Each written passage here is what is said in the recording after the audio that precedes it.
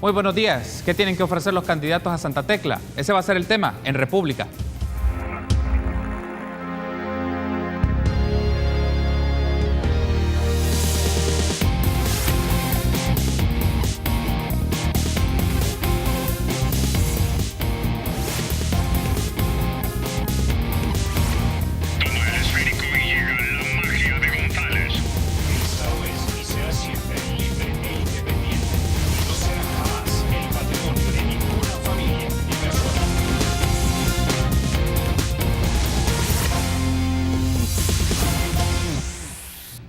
Martes 6 de febrero del año 2018, gracias por acompañarnos en República. Les saluda Carlos Monterrosa y en esta ocasión vamos a hablar del plan de gobierno municipal de Santa Tecla y está con nosotros Vicente Coto, candidato por el FMLN. Buenos días, doctor Coto, bienvenido a República. Muchas gracias, Carlos, y gracias por la oportunidad de conversar sobre el plan integral de ordenamiento que tenemos para Santa Tecla. Gracias a usted por tomar la invitación. Me gustaría que iniciemos la entrevista con esto, doctor Coto.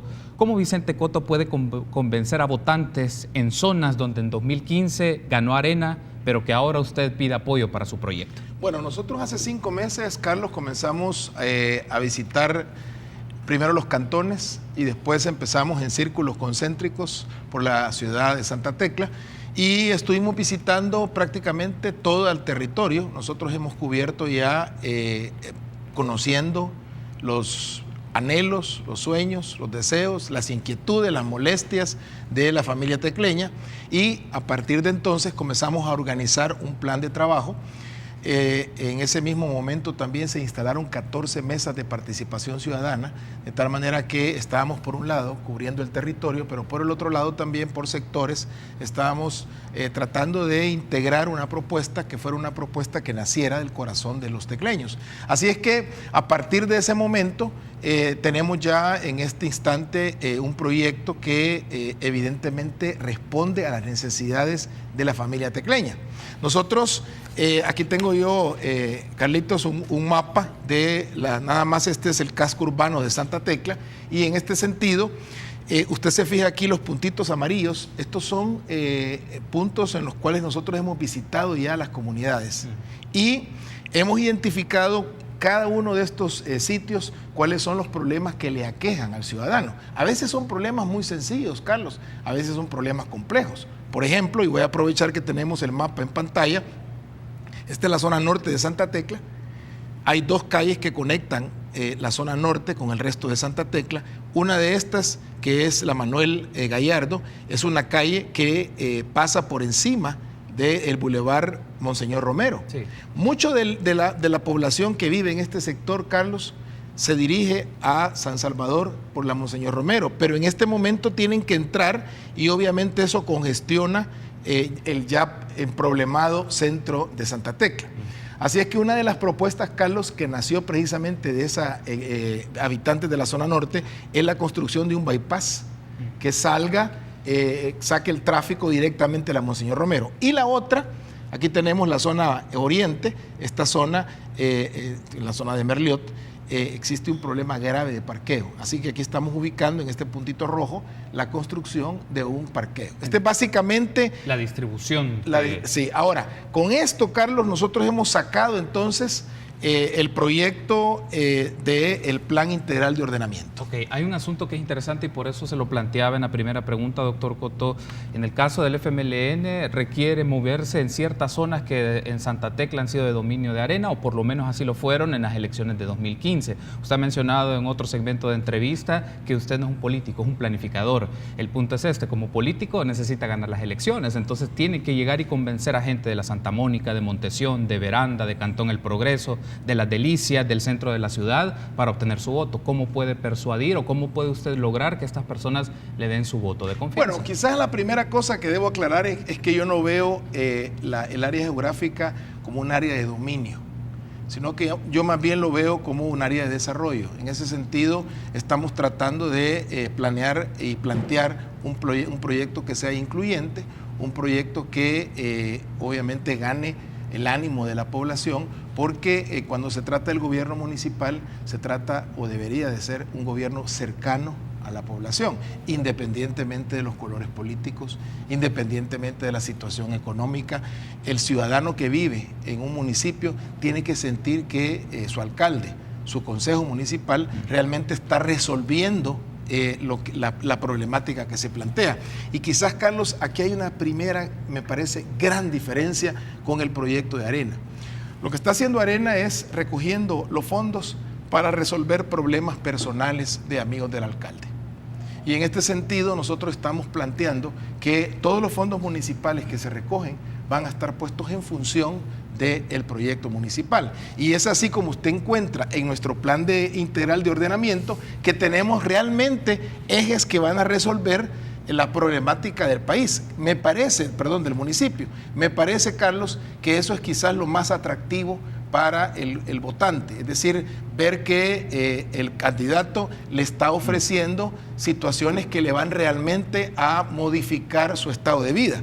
Por ejemplo, nosotros tenemos en Santa Tecla, y yo creo, estoy seguro que usted ha visitado recientemente, tenemos una ciudad que en este momento está en un caos, una ciudad en la cual hay calles que han sido tomadas completamente por vendedores ambulantes. Tenemos un ordenamiento que más bien es un desordenamiento de los vehículos. Ahí cada quien para, cuando hablamos de microbuses, donde quiera. La basura está prácticamente en todos los sitios distribuida. Así es que estamos hablando de una ciudad que requiere una intervención inmediata de ordenamiento. Hay un asunto, doctor, también que me gustaría aprovechar y es clave para la gestión municipal. ¿Cómo se maneja el presupuesto y sobre todo cuál es la orientación de su presupuesto? De llegar a ser alcalde, doctor Coto, ¿cómo orientaría usted su presupuesto pensando en los años 2019, 2020, 2021? Y lo planteo así. Estos son datos del presupuesto 2017 de la alcaldía de Santa Tecla de 36.7 millones, por lo menos que aparece en el decreto número 25. La inversión social es 1.2 millones, por lo menos en esa estimación. Y la inversión pública 3.5 millones. Estamos hablando 4.7 millones. En total, 12.9% va para inversión social e inversión pública de un presupuesto de 36. Digamos, bajo esos números o con esa estimación, ¿cómo distribuiría usted su presupuesto en función de la inversión social y la inversión pública? Fíjese que yo creo, Carlos, que aquí hay un problema que es un problema de fondo. Precisamente todos los municipios requieren precisamente del presupuesto para poder funcionar.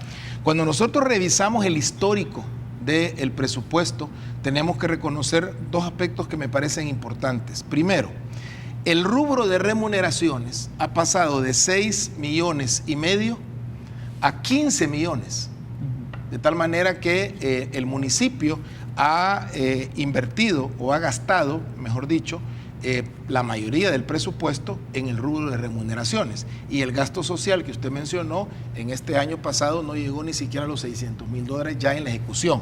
Una cosa es lo que se planea, estimación, y otra cosa es lo que se ejecuta. Sí. De tal manera que nosotros tenemos un municipio que está gastando el dinero en salarios y no le está apostando a la inversión social, a la inversión pública, al desarrollo. Y esto, evidentemente, si usted lo analiza, la municipalidad fue entregada al gobierno de Arena con 900 empleados. Hubo un recorte inicial de 500 empleados, solo quedaron 400 y ahora hay 1,600. De tal manera que la alcaldía se ha dedicado prácticamente a resolverle el problema económico a los amigos, porque si usted revisa en el cuadro de los nuevos empleos, ahí va a tener usted gente que no es de Santa Tecla, gente que ha llegado de otros municipios, algunos de ellos sin conocimiento incluso del área que estaba encargándose, y eso es lo que precisamente ha emproblemado la ciudad. El año pasado nosotros vemos un déficit de 5 millones de dólares que no se pudieron pagar de los gastos que tuvieron en la alcaldía. Y es precisamente porque está enfocado inadecuadamente el presupuesto. Es importante entonces que nosotros estemos visualizando que la gestión municipal no va a ser para producir empleo para personas que viven fuera de Santa Tecla, sino que estamos hablando de enfocar el gasto del presupuesto en resolver la problemática de la familia tecleña. Por ejemplo, uno de los ejes que nosotros tenemos, que me parecen muy claros en el plan de ordenamiento, es el tema de la basura. Nosotros estamos planteando dentro de la basura el concepto de basura cero. Esto es un concepto que no se va a lograr en 2 o 3 años, pero sí se tienen que establecer las bases claras para poder ir caminando hacia resolver el problema de la basura. Y en este sentido, en la basura cero, tenemos que pensar en la producción de la basura, en lo que es el manejo desde que sale del sitio de producción, que son los hogares, el mercado, los centros comerciales, etcétera, hasta el destino final. En este momento, Carlos, no existe en Santa Tecla planta de transferencia. Esto es clave porque en este momento lo que está sucediendo es que todos los camiones recolectores tienen que llevar hasta el destino final la basura sin pasar por la planta de transferencia. Esto complica la operatividad. Esas son medidas que hay que resolver de inmediato. Y la otra cosa es que usted lo sabe, ya el próximo año tenemos el problema de que hay que renovar o hacer un nuevo contrato o definir una nueva estrategia para el destino final. Así es que en el tema de la basura tenemos que pasar necesariamente por la separación en los hogares o en los negocios o en el mercado para poder tener, por un lado, la basura orgánica, por otro, la inorgánica, y comenzar un proceso entonces de resolver el problema de la basura. Tenemos que hacer una pausa, doctor Cotto, pero vamos a seguir discutiendo diferentes aspectos de su propuesta y también aspectos de ordenamiento vial. Tenemos que hacer una pausa. Continuamos en República.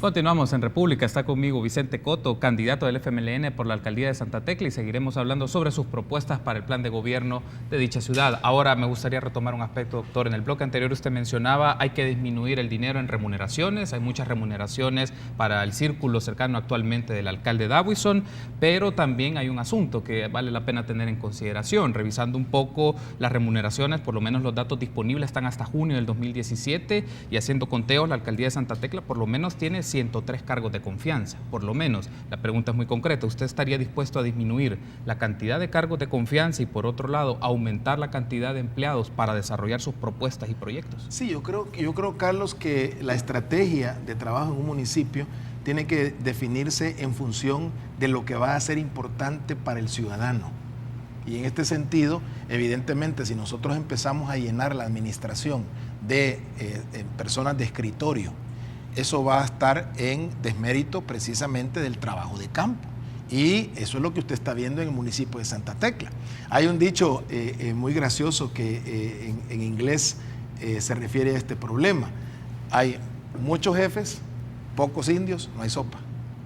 ¿Qué significa eso? Que cuando nosotros comenzamos a hacer una estructura dentro de la municipalidad, en el cual se está engrandeciendo los cargos ejecutivos, y no solamente eso, Carlos, sino que además de los cargos ejecutivos también tienen asesores estos cargos ejecutivos. Entonces, obviamente, eso está engordando la planilla de remuneraciones a costa de que se ha descuidado el trabajo operativo, que es lo que la familia tecleña en este momento resiente.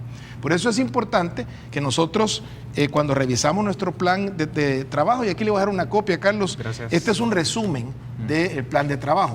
Y aquí tenemos nosotros, dentro de la primera oferta que estamos haciendo del plan, lo que le hemos denominado el ESI. Este es un equipo de soluciones inmediatas, Carlos, que lo que busca hacer este equipo es precisamente resolver esas situaciones que para el vecino de Santa Tecla resultan problemáticas y que son a veces muy pequeñas. Nosotros a veces hemos estado, por ejemplo, en una calle y nos dicen, mira, aquí está esta lámpara aquí, y a los 100 metros está otra lámpara y en medio está oscuro.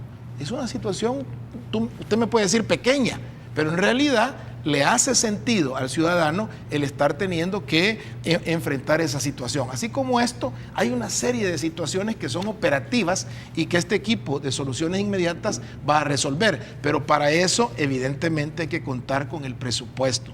Por eso es importante que dentro de la política presupuestaria se cuente hacer un ajuste en el presupuesto para dejar esto. Fíjese que solo asesores del alcalde y solo los gastos de representación que tienen hasta los jefes, estamos hablando de $500,000 anuales. Solo con este dinero se puede sufragar lo que significa, por ejemplo, el costo de la videovigilancia. ¿Cuánto ha hecho una estimación del presupuesto de la videovigilancia? Usted ha mencionado el cobro es ilegal, desde su perspectiva debe de ser gratuito, pero ¿tiene una estimación de cuánto asciende mensualmente? Porque un sistema de videovigilancia va más allá de las cámaras, el sistema de monitoreo, las personas que manejan las máquinas, es decir, estamos hablando de un equipo bastante importante. ¿Cuánto es la estimación? Fíjese que ahí tenemos un problema grave, porque precisamente existe una falta de transparencia en cuanto a la presentación de los datos. Nosotros llegamos a la alcaldía de Santa Tecla, a la unidad de acceso a la información, y precisamente pedimos esos datos. Y esos datos no están disponibles. Estas 3 empresas que son asocios público-privado están manejando, algunos de ellos, por ejemplo, la Data, que es una empresa que lo que hace es manejar el cobro de los impuestos y las tasas a la familia tecleña. Se mantiene de manera oscura el presupuesto, cuánto está gastando. El costo de la videovigilancia, por ejemplo, lo que significa para la alcaldía, también no está disponible. Ahora, obviamente nosotros tenemos un aproximado y esto no llega ni siquiera al $500,000 al año. O sea que estamos hablando de que en este sentido, con solamente quitar los asesores y quitar gastos de representación que se han subido en este gobierno, nosotros tendríamos disponible el dinero para poder pagar el tema de la videovigilancia, que en efecto no solamente hay que mantenerla, sino que hay que fortalecerla, Carlos. Tenemos una pregunta, doctor Cotto, a través de Twitter, nos la ha hecho Roberto Campo y menciona, ¿qué apuesta tiene en materia de desarrollo económico para Santa Tecla? Bueno, ahí tenemos varias cosas interesantes. Santa Tecla es una comunidad muy dinámica, sin embargo existe una ruptura entre el tema de la producción de bienes y servicios y la comercialización. Hay muchas familias tecleñas que están en el área de producción, por ejemplo, agrícola. Estamos hablando, digamos, de los cantones del sur de Santa Tecla, y sin embargo ellos no tienen acceso a comercializar sus productos. Lo primero que hizo el alcalde precisamente es detener ese proceso para que la gente que tenga sus cultivos en el sur o incluso en el norte, en el Progreso, puedan acceder a comercializarlo. De tal manera que hay medidas que son medidas muy sencillas de hacer, pero que de alguna manera van a engranar la cadena de producción y de comercialización. Ahora, la otra cosa que es importante para el comercio, por ejemplo, que es un rubro importante en Santa Tecla, es precisamente el ordenamiento. Si usted como usuario, como comprador, usted no encuentra parqueo, usted tiene que pasar media hora, 45 minutos en congestionamiento para llegar al sitio donde va a comprar. Usted encuentra que las calles están tomadas por vendedores ambulantes. Obviamente usted en ese momento se desmotiva a ir a comprar y busca otras alternativas. Por eso es que la apuesta que nosotros tenemos de ordenamiento directamente va a beneficiar la actividad comercial. Y en este sentido, si nosotros tenemos una ciudad limpia, una ciudad ordenada, esto de inmediato se va a traducir en una mayor efectividad en cuanto al intercambio de bienes y servicios. Uno de los retos que constituye para las gestiones municipales, doctor Cotto, es el ordenamiento vial en función de con quiénes tienen que llegar a acuerdos y negociaciones. ¿Cómo Vicente Cotto ha definido su mapa de actores, por utilizar un término, para tener alianzas y respaldos? Lo voy a poner así: ordenar una ciudad no solo significa el desplazamiento de los vehículos, implica transporte colectivo, implica vendedores ambulantes, implica hasta los peatones, hacer accesible para los peatones o los ciclistas, sobre todo en estas ciudades que los ciclistas disponen mucho de las calles. ¿Cómo organiza el trabajo en un periodo, si lo ponemos, relativamente corto? Fíjese, Carlos, que ahí usted ha tocado una de lo que a mi juicio es una de las fortalezas que yo tengo en cuanto a la gestión de trabajo. En el último trabajo que tuve en la Dirección de Medicamentos, tuvimos que enfrentarnos con intereses que estaban opuestos. Hay intereses de los que querían vender medicamentos provenientes del extranjero, los que querían producir medicamentos, los que querían comercializarlos y los compradores. Y en este sentido, obviamente todos quieren medicina barata y de buena calidad. Y en ese sentido, el poder tener la capacidad de sentarnos, Carlos, para conversar, para discutir, para planificar, para encontrar soluciones, puntos de encuentro y trazar una ruta de trabajo, esa es una especialidad que se requiere en una alcaldía. Y por eso es que lo que estamos tratando nosotros de definir es que todos los que tienen que ver con intereses dentro de un municipio tienen que sentarse para conversar. Una de las cosas que yo he mencionado claramente, los problemas ya no se resuelven con garrotes, Carlos. Esa ya es una cuestión que la debemos abandonar nosotros, y en el país nos ha costado muchísimo el ir poco a poco superando el clima de violencia. Los problemas se tienen que resolver sentándose. Obviamente, si estamos hablando de alguien que está fuera de la ley, pues para eso están las medidas coercitivas del Estado. Pero estamos hablando no de delincuentes, estamos hablando de comerciantes, estamos hablando de compradores, estamos hablando de personas que quieren utilizar las calles para andar en sus vehículos. Todos estos son personas que tienen intereses, y cuando esos intereses se confrontan o se contravienen o se contraponen, en ese momento hay que sentarse, Carlos, para poder encontrar puntos de encuentro. Definitivamente una calle es para el vehículo y para que transiten los vehículos. Hay que ordenar la ciudad de Santa Tecla. Esta es una de las ciudades que, según algunos estudios que se han hecho, es de las ciudades más desordenadas que existe en la región.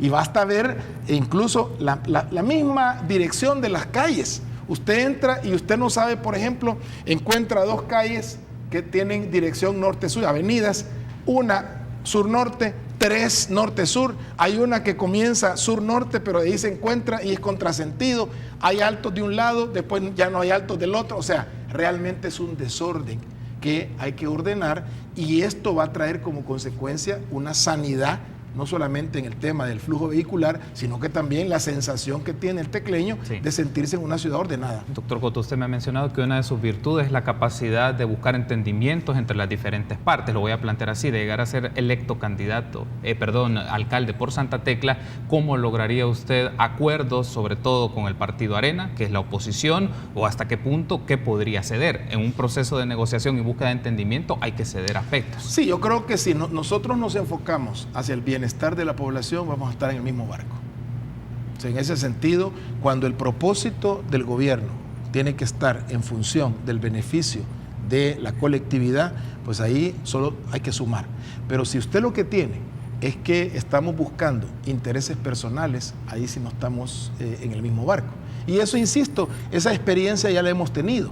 Precisamente dentro del trabajo que acabo yo recién de dejar en diciembre, habían personas que tenían intereses personales nada más, particulares.